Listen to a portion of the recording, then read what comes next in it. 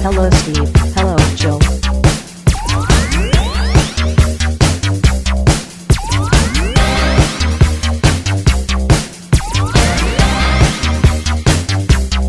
It's time to game classy. I'm gonna play this obscure classic, Super Mario Brothers 3. Yeah. So I'd like, because Pat has those weird fucking consoles, like he's got like the Neo Geos and shit. So I want to be like, we're playing Super Tenchi Budo Smash. Yeah, I mean, like what I'd like to do, like unboxing videos of old D&D like box sets that I had, because I have dozens of box sets, you know, like the Castle Forlorn or something like that, and I would love to be able to do like small, like 10-minute videos of that. You know, where I'm not like me, where I'm sitting there like in my army uniform with like the fucking Cossack hat, you know, like welcome to Joe's boxing, you know, and I'd like to do something where it's just like very standard, like what the little kids like watching, because the kids love that crap. I don't understand it at all. I've got Kingdom Death. Well, yeah, I mean, like Kingdom Death unboxing, like that stuff. There's dicks everywhere. Yeah, but that stuff happens all the time. Like the newer stuff, I'm talking like old crap that people don't see anymore. I'd like to. You should buy the $1,000 Dungeons and Dragons sealed original copy from Loyal Knight or Noble Knight. Noble Knight, yeah. Loyal Knight's gone. Yeah, Do you remember Loyal Knight? It was a long. They were here. time- They were here. They were at the mall. Yeah, They got closed because of tax evasion. nice. And they actually were one. That was one of the greatest gaming experiences of my life, and simultaneously the worst, because I used to play there all the time. But because they got closed for tax evasion, the government had an auction of everything at the store. And it was not advertised because it was the government. So they're just like, their advertisement was sticking it on the door going like, things will be auctioned on this date. I watched guys get, like, I got some really good stuff for sure. But you were too young to like actually have money to spend. Right. Yeah. But that's always the way it is. But I watched dudes get, they got Battletech. This one dude walked out with the entire store inventory of Battletech, which was a lot because Battletech was huge there. Yeah. For like $100. Ugh. It was insane. Like it was like too gigantic. He had to take more than one trip to get it all out to his car for $100. And then it was extra funny because half that store was paintball. So you had half an auction of like greasy nerds who are like, I hope I get a good deal on this Dungeons and Dragons book. Yeah. And then the other hand, you have these like fucking tap out wearing backwards hat bros like, yeah, bro, I'm gonna give myself a new sweet paintball gun. Yeah. So it was really funny because you look and you're like, that guy's here for games, that guy's here for paintball, that guy's here for games, that guy's here for paintball. Yeah, it's just Ugh, it was really funny. That was when paintball was like the big thing. Yeah. So well, that is another thing that dates the story. Yeah. I mean, it's still got its people, but it's like it's gone down. What I did get from there is I got the entirety of Rifts at the time, every book, every supplement. Yeah. I got a gigantic collection of Magic cards, and I had to like the competitive stuff there, like where people were really bidding, was the minis. Like, yeah, of course, that's the way it always is. Crazy into the minis, like because they had tons of minis there. Like the store was mostly tabletop stuff. Yeah. So like big, like I said, big BattleTech, D&D, Reaper, GW stuff, of course. Right. Yeah, probably. Yeah. Oh man, that was the jam. Oh man, speaking of which, well, actually, before I get into that, the reason why I brought that up is because I got I think it's it's like Dragon Mountain, I think is what it's called. It's an old D&D box set. I got it. It is the coolest box set I've seen in a long ass time. You know, of course, it's like a standard. I think it's like a 10 to 15. What's what I'm looking for? Adventure pack, I guess. And it's just, but it's awesome. It's like the coolest thing I've seen. I would love to do like a video of me opening it up, going through it, and showing what's in it. But that's what I kind of was thinking about doing stuff like that. Yeah. But speaking of mini auctions, so I got some Kings. I got the Kings of War Gamers Edition book. Ooh, you've seen this, right? Yeah. It's the rules. Yeah, and it doesn't have all the bull crap. It has the rules. Yeah, it doesn't have the bull crap like the Basilians are the defenders of the faith of Allahu. And it's has like, the rules. Yeah, it's like I don't care. I don't like this. I'm going to use this to play with my fantasy stuff. It has what you want. Like yeah. it's the opposite of what Workshop does, where like their rules are a tiny bit of the book. 4 pages? Tiny bit of the book, or no book at all. Yeah. And the fluff is like everywhere and very expensive. And they charge a premium for that fluff. Yeah, I mean the hardback edition is $15, but I kind of wish it was the opposite, where this was hardcover, because I like a nice hardcover rule book. I mean, well, that one's designed to be stuck in your army box. Yeah, I know this. So. It's fine in and of itself. It's they don't want you smashing your precious figures with a hardback book. Yeah. No, it's fine. But I was since me and a couple other guys are talking about Kings of War stuff. We were like what fantasy armies could we do? Because they have everything now. They have Tomb Kings, they have Lizardmen, they have Skaven. Yep, they got everything. So it's like whatever you want, it's out there. Not perfect when it comes to the translation, so to speak, but it's good enough. Yeah, you can't take your 2,400 point Skaven army and just use exactly that as a Kings of War army. Can't do that. You gotta mix and match. You can figure it out. But I've been looking online at just a couple things. Holy crap! Remember how back when 8th edition, when the Fine Crap switchover happened? Yeah, and the great Metal Rush. Yes, that no longer exists, man. It's just like you want 30 figures. $10. Yeah, the sky is falling on that shit. Oh my god! I told you. Yeah, there is zero market for any of that. I mean, like, it's not. Well, the thing, there's a market for it because people are buying it. Yeah, but it's no longer a connoisseur thing. Like, people are just like, I need to sell these figures. Buy them from me, and you're like, okay, I'll buy them. Like, people are still buying a lot of fantasy figures. Yeah, it's actually there's been an upswing in the sales of fantasy figures. Yeah, in general, it's not. What I'm saying is, it's not a seller's market anymore. It's a buyer's market, mainly because there's more sellers than buyers. Right. Yeah. Or the sellers are just dumping shit that they've had for years, and they're like, "This is useless and worthless. I don't want it anymore." Yeah, all those guys who had like those armies in the closet that were like their next project that they never get to. Yeah, those are like they're going through their closet and dumping their shit. Yeah, I wish that would happen for Lord of the Rings, but I wish that happened for Lord of the Rings. It's not Lord of the Rings model. Like, you talk about the great metal hike, dude. Some of those metal Lord of the Rings figures, the old ones, and not because the other ones were replaced with Fine Crap. It just there's no like you can't get them. Yeah. Some of those figures are fucking insane. Have you looked? I know you kind of want the GW ones because they look like the actual ones from the movies. But have you ever looked for the old Harlequin ones? The Harlequin Lord of the Rings models? Those aren't cheap. Those aren't? I was going to say, those were kind of nice. But they are very expensive. Yeah, those were nice. I like those a lot. Yeah, like the Mahood, like the dudes riding the camels, they're like $50 a pop if you can find them. Yeah, well, it's just go buy some camel riders. They're it's the same thing. Yeah. It's like when people, I'm doing a lot of the War Master stuff right now, and a lot of people are like, the Araby army is just ridiculously expensive. Like, any blister for that goes for like $50 minimum. Right. But I'm like, you can go to any 10mm site and literally buy the same figures. Yeah, and as long as you don't mix ranges in your army, it looks fine. Everything except Pendragon. Not Pendragon. There's one that's bigger than the other ones, but all the other ones are pretty much fine. GW is pretty big.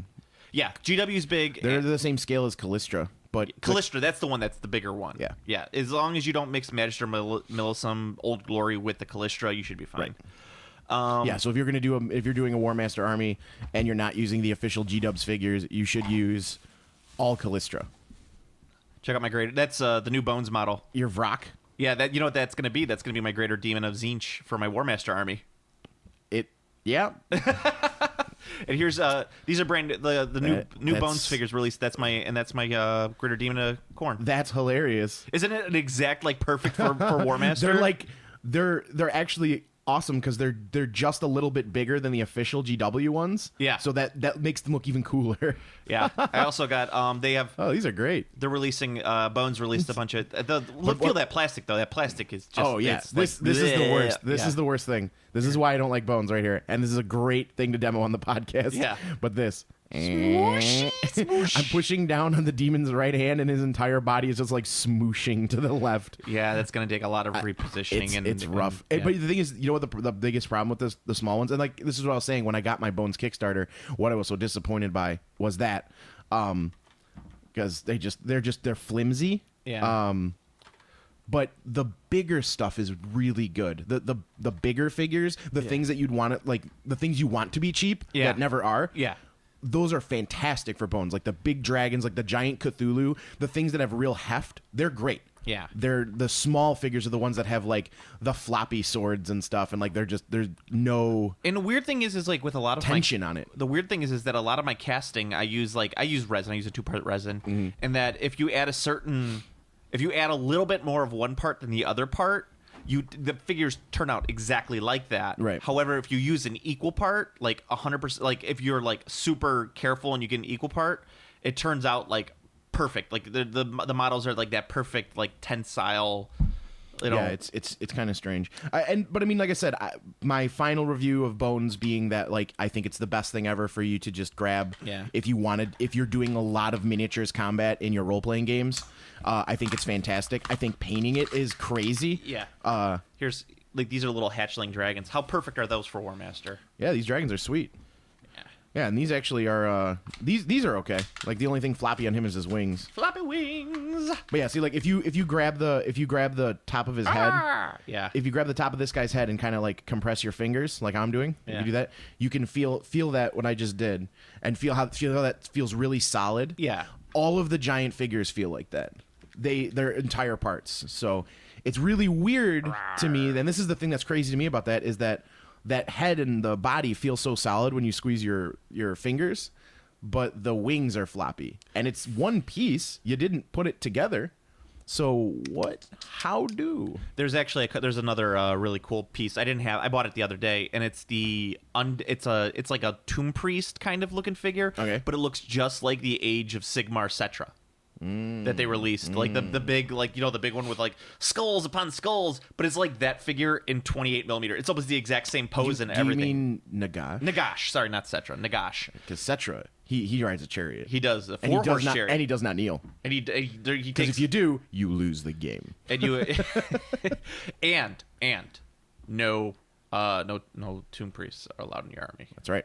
Because he is the actually that they removed that rule when they updated them for 7th edition. So. Oh, did they? Yeah. Oh, wow. Yeah, they took all the character and things that were to like about the Tomb Kings and removed that and didn't even make them a good army again. And made them poopy. All right. No, anyway. they were always poopy. Yeah. Well, wow, we actually spent 10 minutes talking about gaming stuff in a row. Like we don't do that on this podcast. Yeah, I mean, we got a lot of gaming stuff to talk about this week. You had a bag full of things. I know. I had a bag full of. I just came because I dropped off all my stuff for the GP auction. Okay. So I was like, I'm gonna buy stuff. That's Games Plus. Yeah, Games Plus. The in auction. Mount Prospect. I'll probably do my review. My Pet B says he's gonna come with me to the mini auction this year. He wants to see it. He wants to see the action. I took him and Anthony to the board game auction, and Pat was just entranced by it. He was like, "This is amazing. How do I bid on things?" I'm just like, "Chill out, chill out." Just wait till he sees the mini auction. That's Oh, where the real cutthroat competitors come out. That's the money. That's the money auction right there. I wish I should really talk with them. I would love to set up a live stream of the auction and do it just like the car auctions, where it's like. And this is a beautiful piece coming up right here. It's in 1984 supplement for Dungeons and Dragons, and it looks like it's in pretty good shape. Oh, that book is a little dog-eared, so that's going to really detract the value. And this gentleman in the front row with the flat cap really wants it. He's rustling with his suspenders now, and the book is sold for $25. Yeah. But what I'd love to do is I would do like a 3-camera system. I would have a camera on the auctioneer, a camera on the audience, so you could see the people bidding on it. See the filth of humanity. See the disgusting filth of like the rolling mass of humanity that's in there. And I would also like to do one where it's like in the back where they have all the stacks of stuff where you could actually like watch the stack deplete. Well, you bring up into the, and you could have like people talk about the specific like people like you bring like an expert like a D&D expert or a GW expert who would give their idea of what they think it's going to go for, like what the crowd. So like you could have well, this bag of Beastigors, it is the metal, so the metal is not necessarily going for as much as the plastic. Because most people, they bought up the plastic when it came out instead of the metal Beastigors, but I still think these will go for a decent amount. This bag, I put it going for $45, and then like have that $45 come up on the screen, and then when they come up, it's like you could like do a comparison match. See what the guess was to what. So that'd be funny. Currently on eBay, a rating like this would go for probably $35. Yeah, you get better deals at the auction than eBay though. Oh yeah, but that's what I would love. Especially because you don't have to pay for shipping. Yeah, I would love to do something like that. It would just be, I think it would just be, but it would take so much planning and so much work that it's like I don't want to do that. I just want to sit there and buy minis. But that would be something I would love to do at some point. I don't know. Maybe I'll talk to the Games Plus guys about it at some point. Right on. Try that out. But anyway, we got some stuff to talk about. You want to talk about Shitmar stuff? Oh, the twin Shitmars. What's the twin Shitmars? All right, so this is I'm gonna be brief. Well, anyway, wait, hold on. Welcome to Game Classy. I'm your host Joe. With me, as always, is my co-host Steve. Game Classy. This is totally a ripoff of a Bella Lost Souls post, but they talked about it, and I was like, that's kind of interesting. They're talking about how, on the one hand, you hear a bunch of people going like, well, Age of Shitmar is selling well, blah, blah, blah. And then on the other hand, you hear a bunch of people who are like, it's fucking toilet, it's dying. So it seems like the current standings of Shitmar is there are tiny pockets where it is successful. And everywhere else... It's like the Syrian Civil War. And everywhere else, it killed fantasy gaming. Yeah. That sounds about right. I mean, I think we talked about that on... And there's a decent amount of people. There's a lot of people who aren't going to Kings of War. They're just straight up quitting the hobby. Yeah. Which is, I mean, that's reasonable. Like, I would. Yeah. I mean, it all depends. Like, it depends how deep you are into it. I mean, like for someone like me who has 7 armies at home, 7 fantasy armies at home, I wouldn't... Well, I wouldn't rage quit. I also wouldn't put you as an avid 8th edition player. How many games of 8th did you play? Oh, 0? 1. And it was awful. Yeah. It wasn't awful. It was okay. It just wasn't my thing. I just didn't want to. I didn't want to put forward all the effort it would have taken to make any army that I had competitive in 8th edition. I had very good competitive 6th edition armies and 7th to some extent, but 8th edition, no. I'm not gonna. No. Some of the models were cool, but no. We talked about it on the podcast before. It was. There are people who are going to blindly buy into it.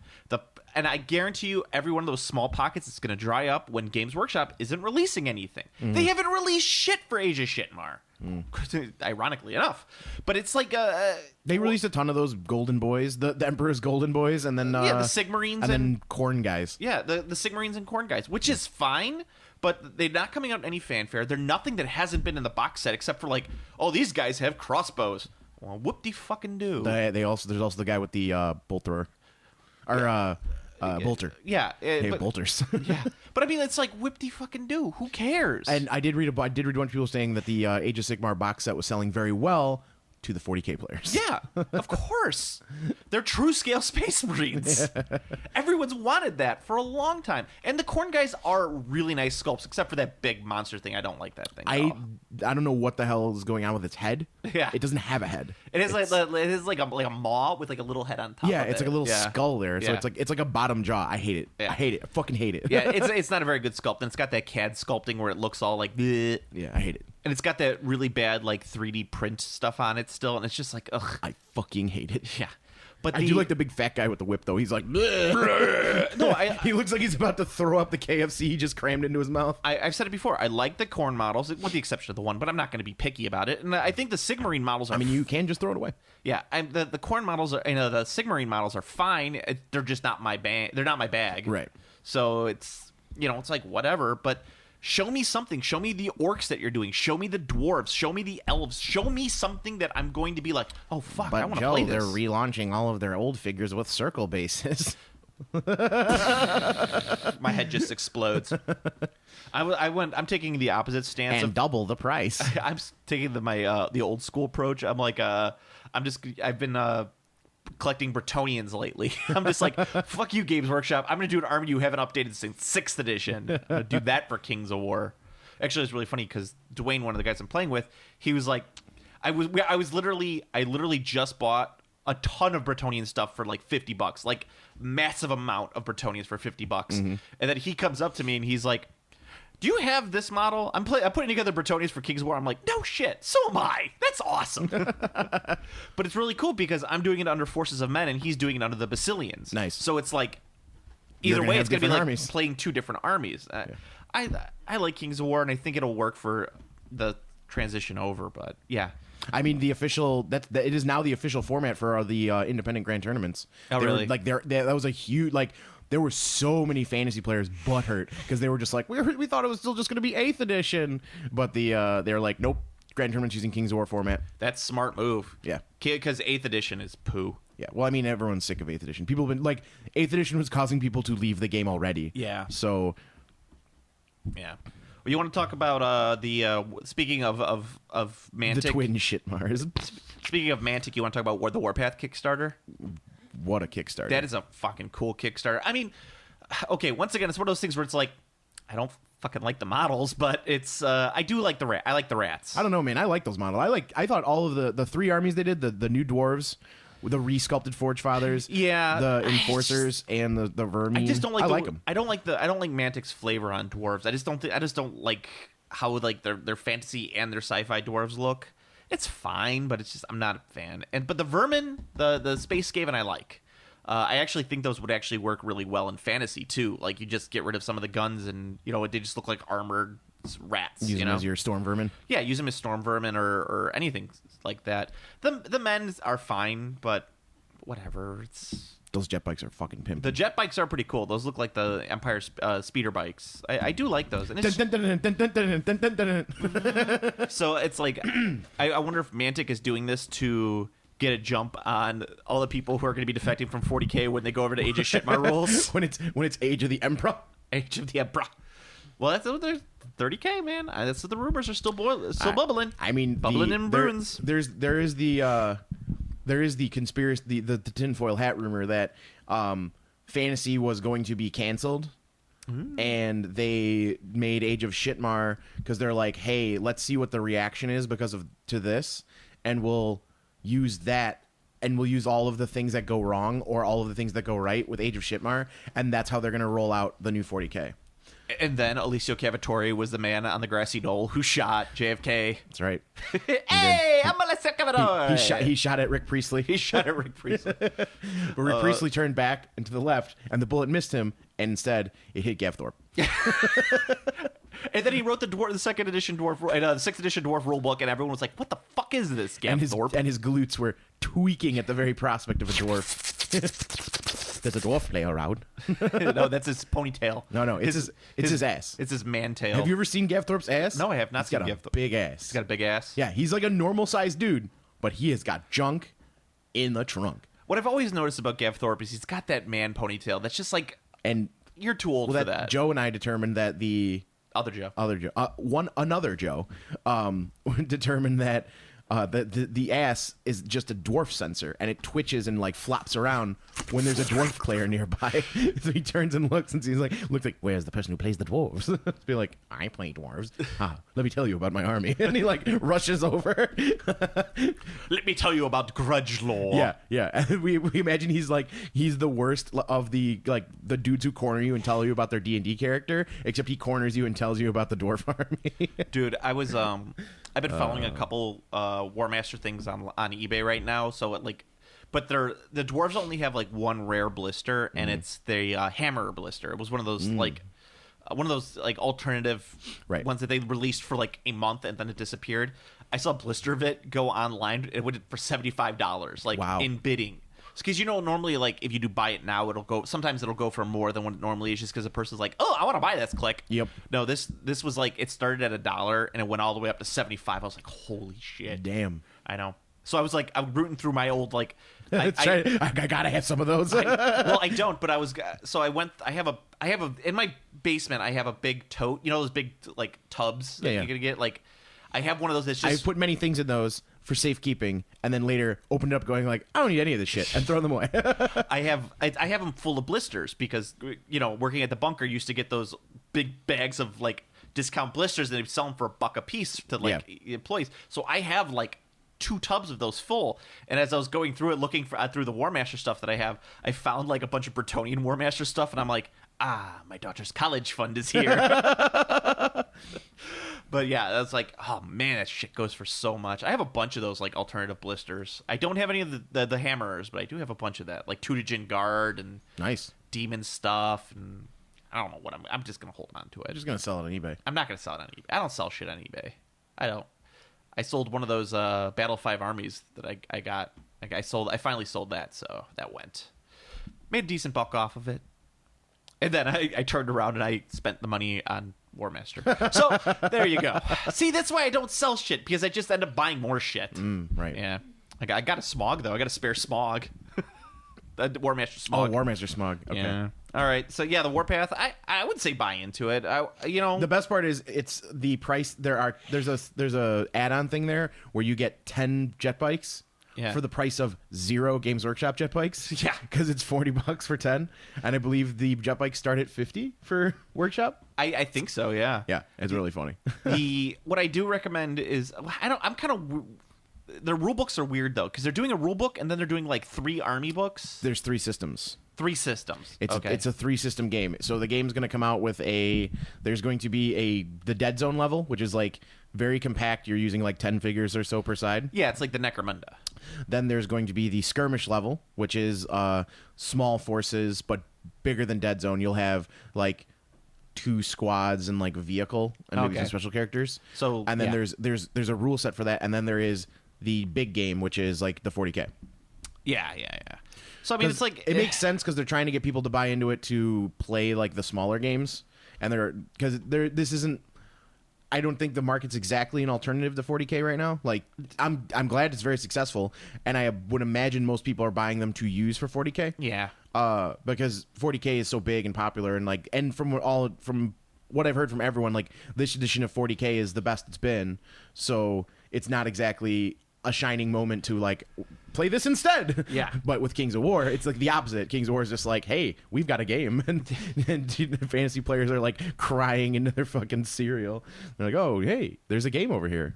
Nice. Yeah. That's good because my Cheerios were getting salty. They added the plague in for the nice. Kickstarter. So I just pulled it up because I wanted to, like, you get like all the rule books and everything and the dice and all the counters and a vehicle. And you could get either the 2-player starter set, which I do not approve of, or one of the battle groups. And definitely, I would pick a battle group as opposed to the 2-player starter set. Unless you and a friend exactly wanted to get into those factions. Yeah, and it's the I sent you a text about it because I was like, it's the Forge Fathers and the Enforcers. And I'm like, those are like the 2 armies I wouldn't play. Well, they also look kind of similar. They're like dudes in power armor. Yeah, you think they would have done like the Enforcers and the Vermin. Or right. the Forge Fathers and the Vermin. Yeah. Yep. Or the Plague and the Enforcers. Something, you know. I don't. I don't like the 2-player box set thing. Like, not specifically that one. I do not like the 2-player box sets for games. Oh, the plague set looks pretty cool. Yeah, they're all grody and like. Well, I mean, they got 20 zombies, 40 third gens, 6 second gens, 1 plague Terratana, and 1 first gen. So that's pretty cool. For those who don't know, the plague are kind of like the Tyranids. Yeah, they're actually kind of closer to necromorphs from Dead Space. Well, but I'm saying in terms of like mini gaming. Nobody cares about that. People care about video games. We're gonna care about Dead Space. Fuck Dead Space. Dead Space is so good. Fucking and stupid ass. It's so good. All right, so it's so good. Yeah, I give the Dead Zone Kickstarter a thumbs up. I know that the Warpath a thumbs up. Yeah, it's for seriously like $125. You get a shit ton of stuff. Dead Zone because you were thinking about Dead Space. Well, I was thinking. Well, Dead Zone is also their last Kickstarter too. Yeah. Then you finally got your Kingdom Death in. Do it. I did. Let me see it. Well, why didn't you have it out here for me to look at? Because it's sitting in a box. Why didn't you open? Have you opened the box yet? Not being opened. Why not? It's sitting in the closet until the special moment arrives. What special moment? I don't know. Open it up! I don't want to open it up. Oh, Jesus Christ. You're just going to sell it. You're not even going to let me look at it. I am not going to sell it. You are totally going to sell it. I'm not going to sell it. I put it on here on this podcast that box will be sold probably before you paint your first figure. I can't sell it because I went in half-seas with someone else on it. Okay. So definitely cannot. Is that why you're not opening it? Yes. You suck so much. And, no, I'm a good friend. Well, so. I mean, no, I'm saying you suck so much is that the fact that it's not open for me to look at. I have a plan that's actually going to allow me to put it together and paint it and actually play, rather than actually trying to paint it. I haven't decided on the final thing yet, but I'm either doing prime white sepia wash or prime bone with like a Devlin wash or prime gray with a black wash. That is what I'm doing. Since we're on it, I've been playing with this stuff lately. Is this the secret weapon stuff? No, this is Vallejo's new spray paints for their airbrush. Airbrushes? Okay. Yeah, that's their black primer and their white primer. Let me tell you this. So I've been using a company that makes a mini primer, like from white, and seriously, it like I use it on some. I was doing some Super Dungeon Explorer, which we'll get to in a second on that one. But I was doing some of my Super Dungeon Explorer, and I primed it with the white, and it started cracking. I got so pissed. I'm this is like a new bottle that I just, but I did the whole thing that I normally do for everything, and the primer started cracking. So I was like, fucking pissed. I was pissed beyond belief because I was like, God damn it. So now, primer is like the hardest thing to get off of your model. It's so brutal. So I got pissed, and I was looking up online, and I was looking, what do professional painters use for a lot of their airbrush? Well, they use their airbrush primer, and I was like, well, which one do I use? And a lot of people pointed to the new Vallejo stuff, and they said it's fantastic. So luckily, the LGS that's right by me carries it. So I went there, I picked it up, and I used it on some figures, and it's the best thing I've ever used in my life. Holy shit! It's like if I'm ever doing masterclass model painting, that is what I will use. Oh yeah. For forever. So I actually bought some of the black stuff today because I wanted to try it on some of the Bretonians. Nice. But because I used it on the Arena Rex stuff because I'm doing the Arena Rex stuff for Crystal Brush, and it's fucking fantastic. Nice. Love the Arena Rex models, by the way. When they went together real smooth. I bought 2 more models online too. So. I'll probably be doing that right before I do my. I don't know, because I have the project that I got really stymied with the fucking Hadros because the fucking water effects took forever. They won't dry. They're still not dry. It's been 2 months. I don't know what the fuck is going on. I've never had it happen with water effects before, ever. It's clear, like it's completely translucent, but if you touch it, it's sticky. Is it sticky or is it like liquidy sticky? It's like it's tacky. Are you talking tacky? Yeah. When you push it, does it stick to your finger and then come up? I don't know. I didn't want to actually jam my finger into it. Yeah, that's what because sometimes that water effect stuff will be like that forever. That's just the way it will be. Oh, okay. Depending on what kind you use. What brand did you use? I use Workshop. Probably the reason. So my plan is I'm going to just gloss spray it.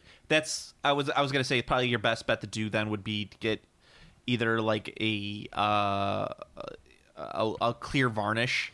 That's what I'm gonna do. Or put it on thick in there, not super thick, but just thick enough that it'll cover it completely. I'm just using a spray gloss. Yeah, I'm going to spray the whole, because the guy I'm doing it for wants them shiny anyway, so he's just like, why don't you just gloss spray him? And I was like, I don't want to gloss spray him. And then now I'm just like, fuck, I'm going to gloss spray him. Yeah.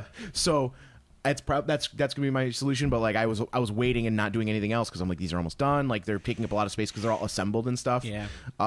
So once I finish that, I have the crossroads. I can finish my I'll probably end up doing my Wrath of King stuff because they're assembled already, and I'm really excited about painting the Fat Bottom Girls. So probably do that, and then right after I finish that, I'll go into Arena Rex. Yeah. But it's getting to the season where it's really good for priming, so I'm probably going to just be doing a bunch of building, and I'll probably build a bunch of figures, just a ton of them, and then I'll just start priming the assembled figures. That's my plan. The Arena Rex stuff was real nice. It was easy. It's only 4 models. Yeah, it's only a few figures, so I'm excited. I'm really excited about the Egyptian stuff. They're fucking awesome. Yeah. I was the only issue I had with putting them together is there was some slight mold slippage on one of the figures, and I was like, oh. So that's probably why he sent it to us, because he's just like, fuck these guys. No, but there was sent it to us because they love us. They love us, and we love them. It took I love them anyway. It took 2 seconds of filing and some green stuff to fix it up. I'm a master model maker, don't you know? Oh, really? Yes. Who do you think you are, Dan Delanois? No, because I actually paint my figures. Ha ha! Take that, Delanois. Actually, that's the name of my Bretonian character. Is Delanois? Duke Delanois. That's fucking awesome. Yeah. Because you remember you remember Frenchie in front of the store, right? Yeah. The guy who used to have a bow at one point. Yeah, I painted him. He's that yellow and blue I painted. And he was originally called Delanois. Nice. Delanois the Archer, but they started calling him Frenchie, so instead that's just what we went. And that's how Delanois got the nickname Frenchie, so yeah. It was part of the whole, it's intertwined. It's part of the mystique of Delanois. Yeah, the mystique of Delanois. He also loves Bendis. Yeah, that was because I painted him completely, and then on the base, there was because they were like, "Aren't you gonna paint the base for him?" Because he had the space, and I was like, well, I'm gonna sand it first. So we went and we got a bunch of aquarium rocks and Yeah, we just poured I the saw. glue down, and that was all me. Yeah, it's got the aquarium plants on it too. It's great. Now, what happened to him? He's in the basement of, I think, Ed Spedigue. Nice. At least from what I remember. I don't know. I mean, he might not be anymore, but Hopefully someone has him. Yeah. Because he was the best. give him a good home. And he had the thumb. He did have the thumb. That thumb saw, thumbs up. That thumb saw a lot of action. That thumb saw a lot of buttholes. And not good buttholes. Mine included. Bad buttholes. Mine included. Yeah. Why is this nice thumb brown? Well, people always went up and touched his thumb, so They you got to give did. him something to touch. Your fist is on my list. 'Cause your fist is on my list. Your fist is in my lips. My butt lips. That didn't work. No. It was close. I haven't gone fully into the ability of changing the song "Your Kiss Is on My List" into a song about anal fisting. I've only gotten as far as your fist is on my list. It's a way better rhyme scheme too. Yeah. I can't believe you're not bringing out the fucking Kingdom Death. You're all excited about Kingdom Death. That's all you guys have been talking about is fucking Kingdom for Death. 2 years. And then we get it we have it literally 15 feet from the microphones. And you're like, nope, I'm not going to open it. Now that it's making you salty, I don't want to open it I even know, more. but I'm only salty because it's just like, it's the dumbest reason. love it. It would be like me having Gav Thorpe in a bag and not bringing him out for the podcast. I'd leave him in the bag. I don't want him in the... Leave him in the bag. Yeah, just make fun of the Gav Thorpe. Actually, he has like a really thick, like liver puddling act. Something like oh, the Gav Thorpe, all the dwarfs. It's good. Yeah, it's not like Alessio. Hey, I'm Alessio. Thought it was a very good rule, and I wrote it. Why did you become Scottish all of a I sudden? don't know. I don't know how to do an Italian accent unless I'm just going beepity boppity boo. Yeah. I want to bust it for Sue. I can do like the New York Italian accent where they're like, hey Vinny, what are you doing? Come on. Yeah, but it's the only Italian accent there is. I don't know what you're talking about. You're right. You're not wrong. The speaking of crazy rules, the Operation Sting is happening in Chicago 2 weeks from now, 3 weeks, October 10th. What's Operation Sting? That was the old Bilbo's birthday bash that used to be the Lord of the Rings tournament. Now it's a bolt action tournament. I see. But I was talking with my gaming group, and they're like, why, how come you're not doing it? I'm like, first of all, I can't do a 2-day tournament. 2-day tournaments annoy the fuck out of me because it's like anything that you could accomplish in 2 days, you could easily accomplish in 1 day. So you don't have to take up my entire weekend. Not a Magic Grand Prix. Well, that's Magic Grand Prix. You got a lot of people losing. There's a fuck ton of people. And a lot of people losing their breath on the way to their game. And the ass cracks. And the ass cracks. That guy's back! He's back, baby. The champion has arisen. Yeah. But that fucking picture is so good. I'm fucking doing the fucking gangster pose on that table. Yeah. Oh, that guy's my fucking idol. Yeah, but it's like I was talking with them, and the guys who played last year were like, they were doing a primer. We played this week, and the guys were playing a primer just to see how the list would work for Operation Sting.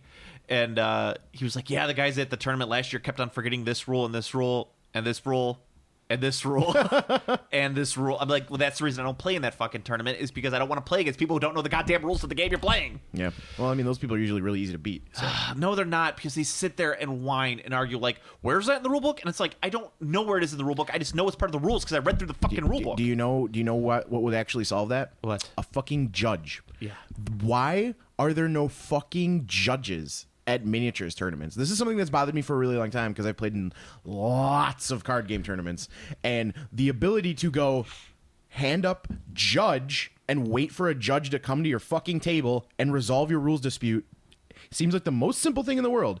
And judges are like nowhere to be found for fucking miniatures tournaments. It's because people throwing the tournaments don't know the fucking rules. Right. That's frustrating. Oh, I've dealt with it before. Well, that's why I don't go to miniatures tournaments, because like unless it's something for, I don't know, something super simple like Kings of War. Kings of War is a very easy tournament to go to because it's like the rules are fucking simple. Yeah, and they're very precise. It's not like 40K where you're like, I don't know. I think that actually is 25% of your base, not 75%. So I think I should get the cover save here. And just like, are you what? And that would be nice. What? And again, because the GW the arbitrary judge of the GW is roll a dice, having someone to call a judge, the judge can go, I vote that this is a cover save. That would be very nice. Yeah. And then you could just be like, it's the judge call. Yeah, the problem is like, okay, so when I played in the one tournament at Adepticon, the judge literally told us the wrong rule, and I was like, no, this is wrong. Yeah.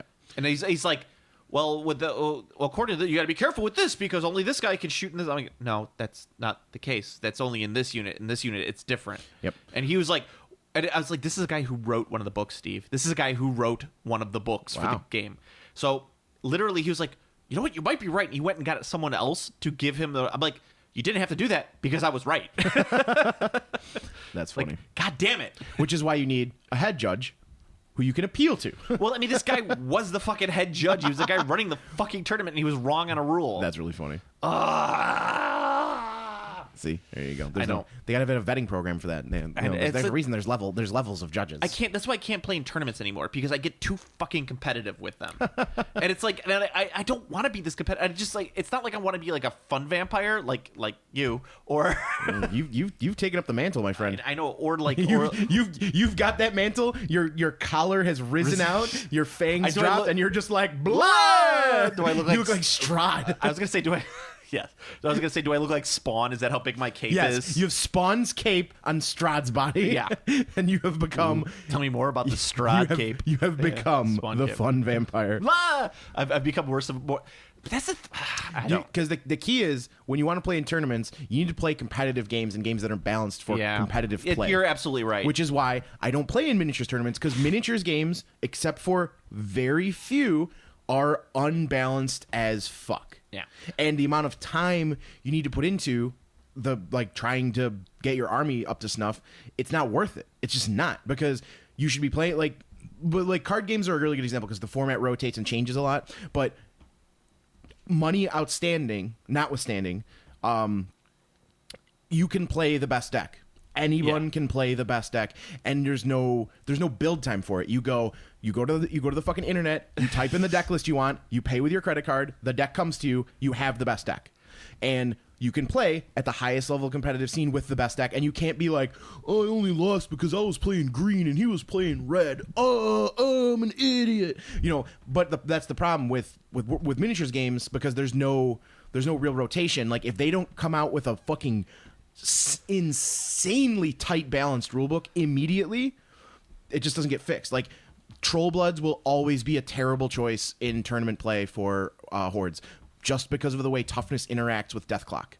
Like, you have to roll the dice a bunch of extra times, and you will clock yourself. Like, you might not be able to play the optimal troll list because you're going to get clocked just because of the mechanics of your army. Like, and there's no way to fix that other than producing new units that don't have toughness but are just better. And then when you do that, you invalidate the old army. Yeah.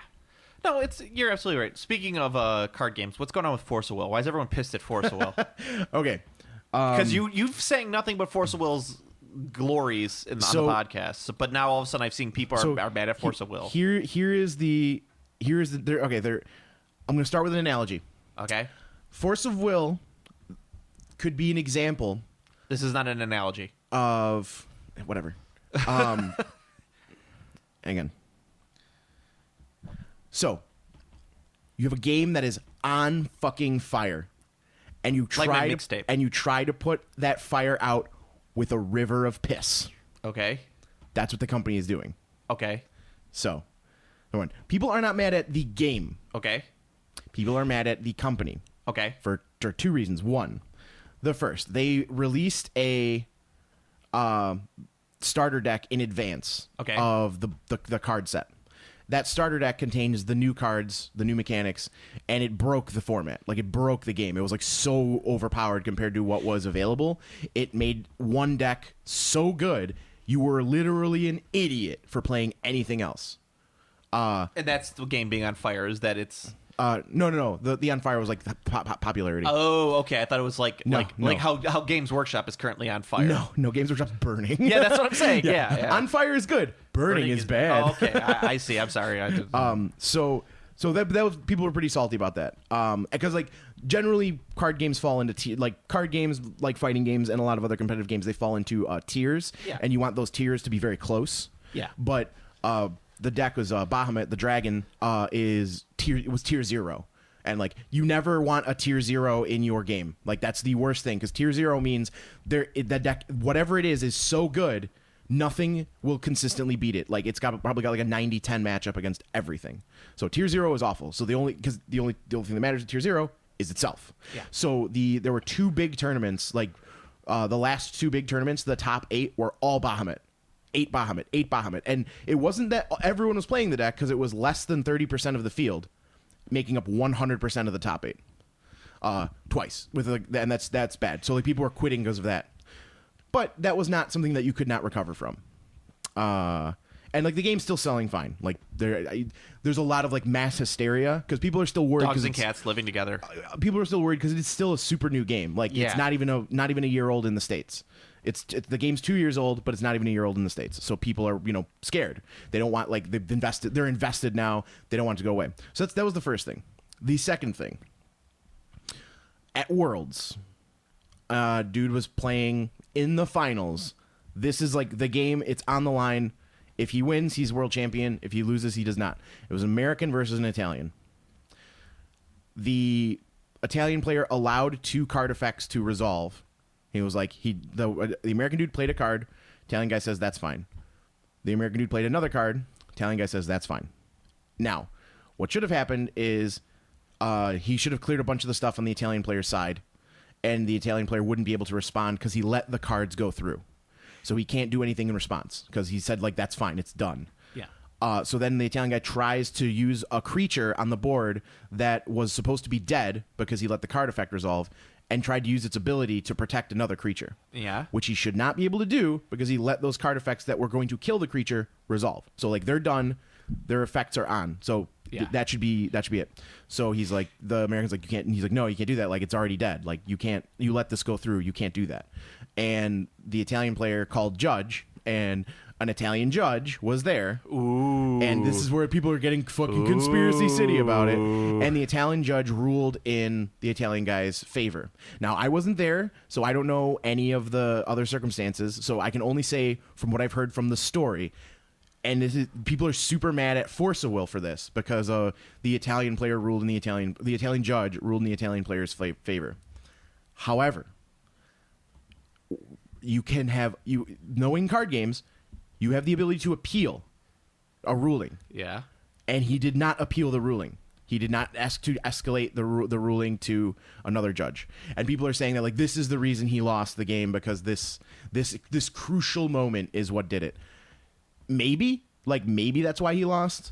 Maybe it's not. Like, you don't actually, there's no way to know, because the only way a ruling can definitively make you lose is if it's happening right there. Yeah. Like if this rules my way, I'm winning right now. Or if this rules against me, I'm losing right now. That's the only way a ruling can make you win or lose the game, because the game continued for turns afterwards. Yeah. So did this rule fuck him? Absolutely. Like, he got blown out by this ruling. Did it cause him to lose the game? I don't know. Probably, maybe.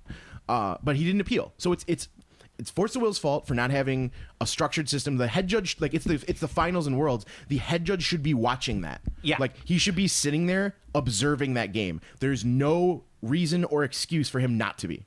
Yeah. No, you're absolutely right. And he needs to, like, and that's the thing is, like, because then you don't need to worry about appealing, and you don't need to worry about bad. Like, there could be a bad call, but in that case, if there's a bad call, it's just the head judge's fault. He's just like, sorry. But like, because the dude talked to a judge, didn't appeal, it becomes a mixed bag of fault. Yeah. And as we all know, in any game, you are always right. You just argue and argue and argue until you get your way. Right. But that's why head judges are nice, because they just go no. And if you keep arguing after they've made a ruling, you get penalized. They pull a yellow card, like, no, you do. Like, they'll give you a game loss. Yeah. They'll be like, you have a game loss. And then, like, if you keep arguing, they'll be like, you have a match loss. Please sign your slip. And they can completely wreck you right out of the tournament. So people were like furious about it. But the funny part about this is, first and second place, there's one difference in their prize standing. The first place gets a card drawn in their image. That's the difference. Other than that, they get the exact same prize, which is an invitation and travel to the next Worlds. Steve, in all honesty, though, sometimes it's not about the prize. It's about the message. Sure, the title. I mean, whoopie-doo. Some men just want to watch the world burn, Steve. So people were like all in a tizzy about it.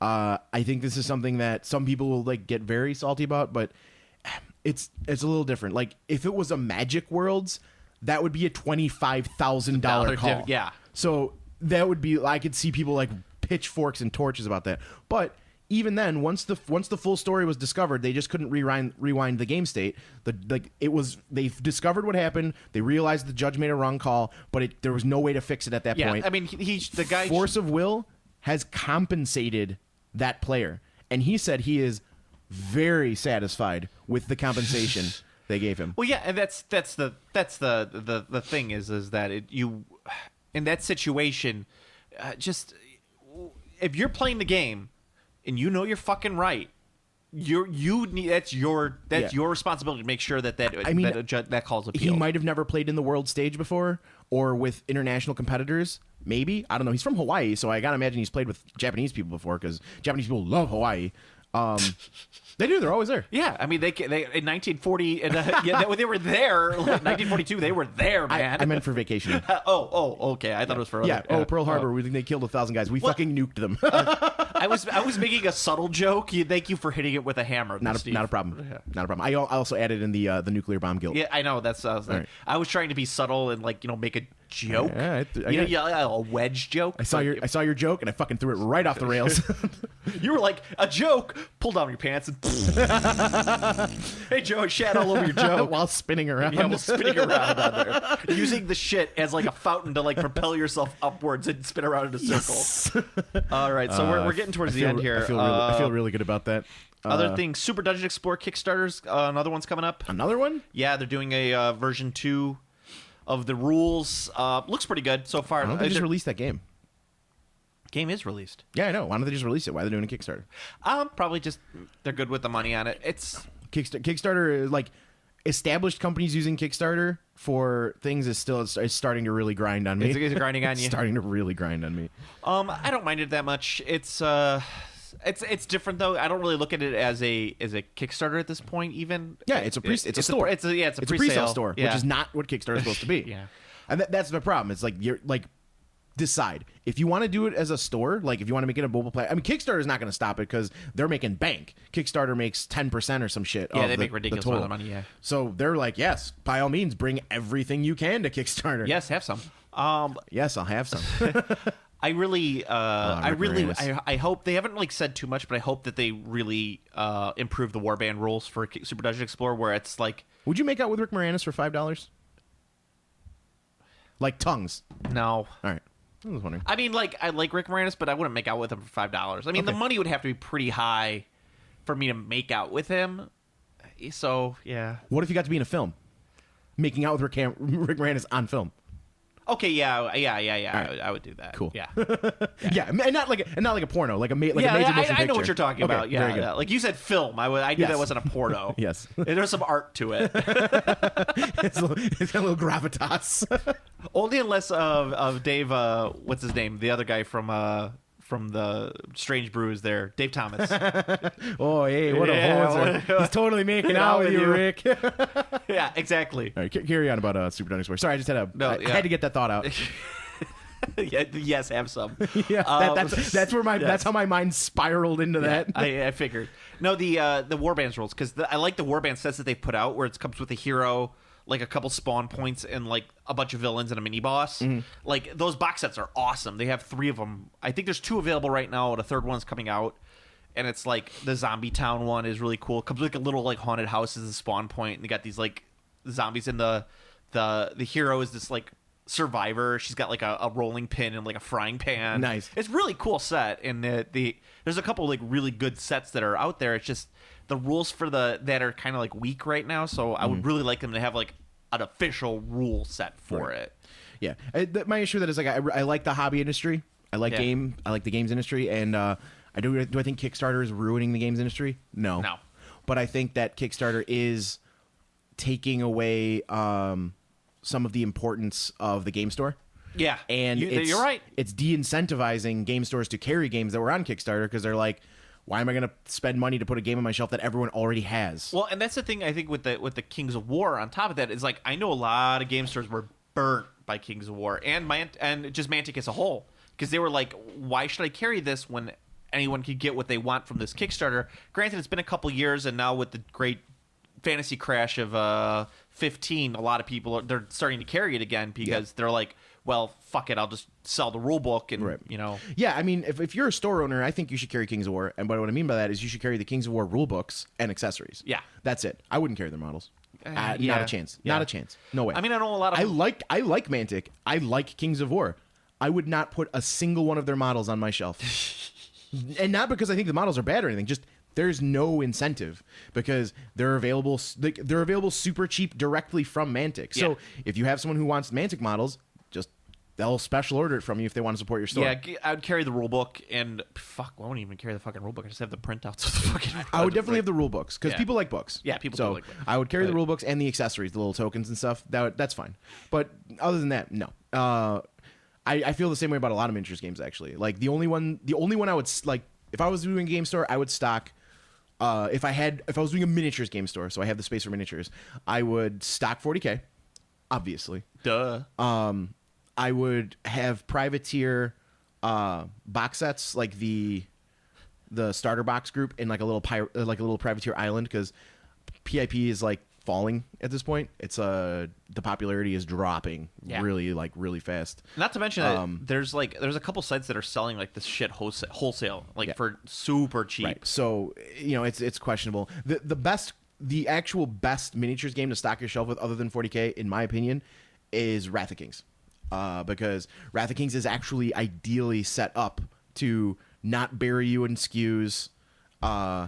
You have 4 boxes for each faction, and then they're going to add 1 box at a time. Yeah. They're not doing blisters, and the way that they designed the game is you pick up box has what need. Yeah. And other than that, if I had a small group, I could do like Dark Age. Yeah, I would. It depends on the situation, like what kind of store you're looking at running. But yeah, I wouldn't disagree with that. Final thought. One because we're getting close to the end here.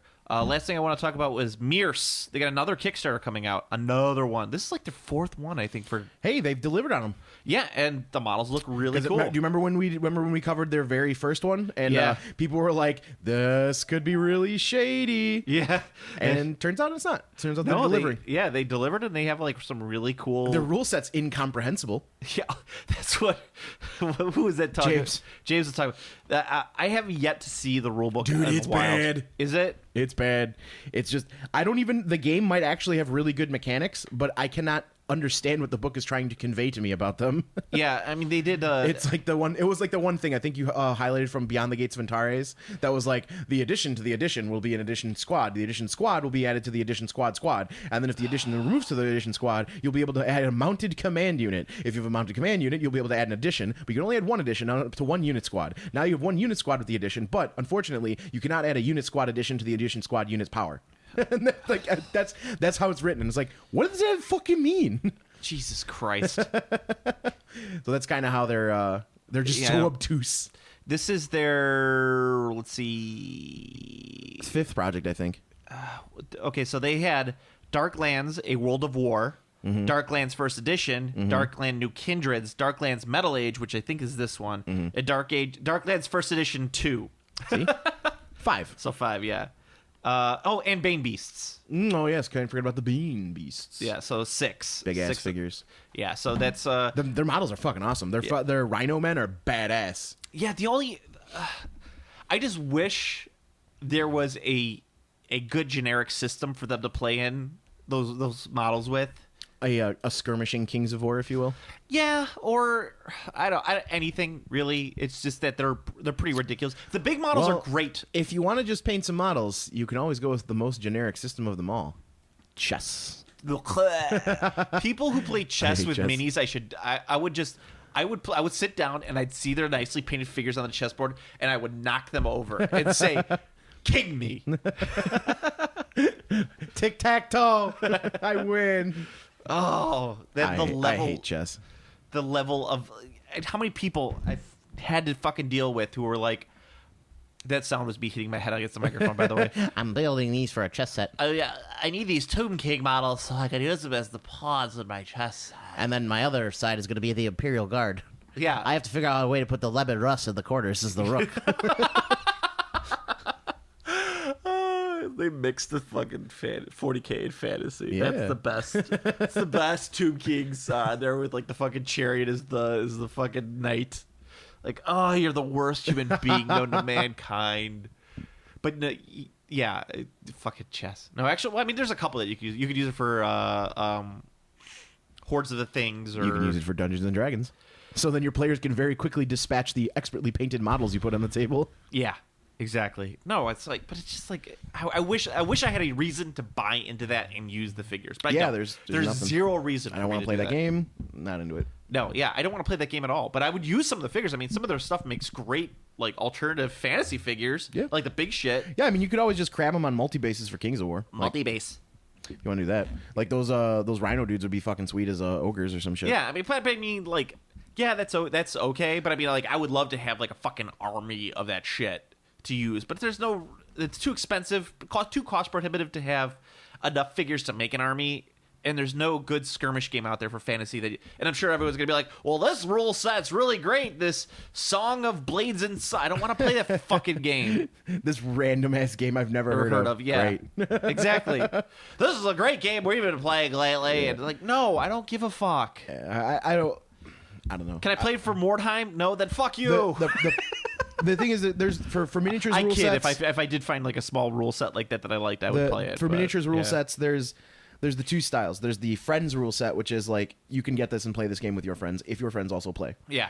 And then there's the real rule sets. We'll give it a quote unquote real. Those are the ones you could go to a store and play against someone with. Yeah. The problem with miniatures games is there's so many fucking miniatures games now. Yeah. The chances of you just picking up one that isn't 40K and finding a single person who plays your game is pretty unlikely. Yeah. You know, unless it's another one of the very popular ones. So like if I bought into the Mierce Kickstarter and I got my army rendered all nicely painted, I would be like, "Hey Bill, I got these Mierce guys. You buy that Kickstarter?" And he'd be like, I got Drop Zone Commander." And I'd just be like, "Fuck." Exactly. Yeah, that's what it is. Like everyone gets different miniatures games. That's the new hobby is everyone, a group of friends, all buy into different miniatures games without talking to each other, and they come to the table and they're like, "What game did you get?" I have Imperial Assault. God damn it. You idiot! You idiot. Imperial Assault. It's gonna be great when they release the stuff for the Force Awakens. It's gonna be the same fucking Stormtrooper sculpt except with that guy's head on it. That's the only difference. And there's different paints, different paint jobs. That's what they did. That's what they did for the Force Awakens X-wing core set. It's a differently painted TIE fighter and differently painted X-wing. It's a different sculpt. It's the new X-wing. I looked at it. They look the fucking same. Oh well, the X-wing for the new version. Tell me more about the S foils. Are they locked in attack position? The S foils are actually split in half, so it's like a whole circle that's split in half instead of two circles like on the older X-wings.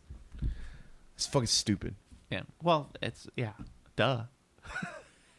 Are you kidding me? All J.J. Abrams is doing is like open up your mouth and prepare to take in my nostalgia semen. The best is what the James said that the film looks about flying closely to the ground. Yeah, that's actually really true. Yeah, that was really funny. Yeah, so it's like you got it's like that's it's like J.J. Abrams is just like take upon my nostalgia semen, love it because it looks like something you liked when you were a child.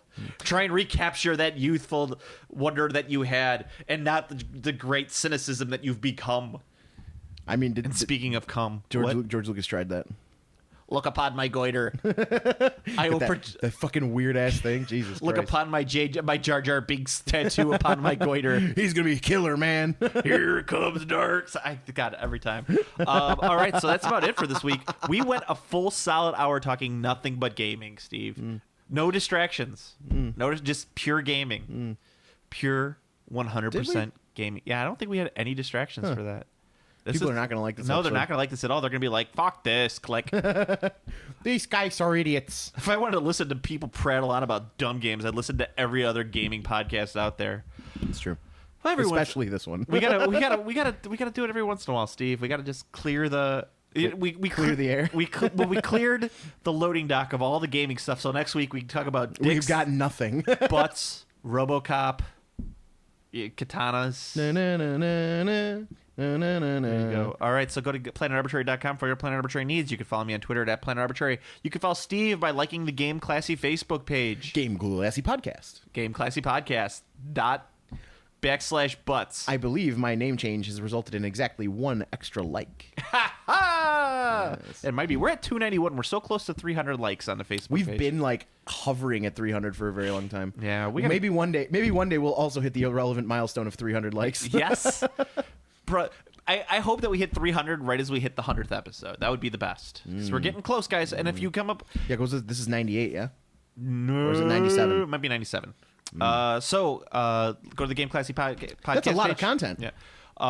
Best way to support the podcast is to like, comment, subscribe on iTunes. And by I say like, comment, subscribe, I mean like, comment, and subscribe. That's 100 hours almost of content. It's way over 100. We've done 2-hour episodes. Oh, it's true. Yeah. It's a lot of hours of content. Yeah, and we've done bonus episodes and lots of other stuff. And you can too. hear, like I said, my favorite part is us changing from the beginning to now. Like in the beginning, we were talking about workshop, and we're just like, yeah, workshop's cool. And then like I descend into just like pure workshop hatred, and you like start defending, and then like slowly abandon your stance on workshop, and then the competitiveness changes where I go like, I'm not playing miniatures games anymore, and you're like, I'm super competitive in miniatures games. It's following following two people for 3 years in their gaming habits. It's pretty cool. And I'm like, hey, you know what I'm gonna do? I'm gonna try and find the first episode where I bring the bolt action.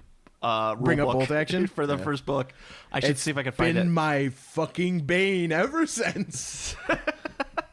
I remember because you had just moved to this apartment when we did it, because we used to be at your old place where we were in the basement, and every once in a while you hear like the heater click on. or yeah, whatever. Or you could also follow us on YouTube, where we put up the podcast. You could like, comment, subscribe on the YouTubes. Like I say, living there was pretty shitty, but I got a lot of hobby work done on in that basement. Yeah, because it was nice to just like leave all my shit out and just like come back to it, paint it real quick, and that's what I just hammered through. And plus, nobody liked going in the basement because it was super cold, so no one bothered me. I just like just paint. That was when I did a lot of my commissions. So thankfully, I'm not doing the commissions anymore, so I don't need to have like a super like grindy hobby zone. There you go. I have my super grindy hobby zone. Yeah, I can't get into it anymore. The fucking commissions ruined me for it. Yeah, commissions are awful for that. I painted so many models. Like it's better now. Like I actually had a lot of fun painting the Hadross, and like I said, the only thing that slowed me is that fucking water effect situation. I think I'm just gonna have to deal with it.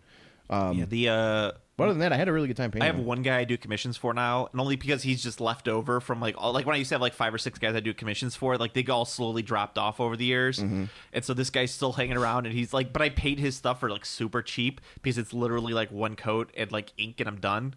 And it's like I've been painting Mexican banditos for him for like the last like 3 months, so it's like banditos. Yes, I think they really are like they got like the Mexican blankets on and the sombreros and the shotguns. You should try and hide a little Fritos bag on them somewhere. They'll have big mustaches. Then they could and be the everything. Frito bandito. Yeah, because there's one thing we know is that British people, when they're sculpting miniatures, will go for the most racist poses possible. Yeah, obviously. Also, And the least sexy women the least sexiest by sculpting none.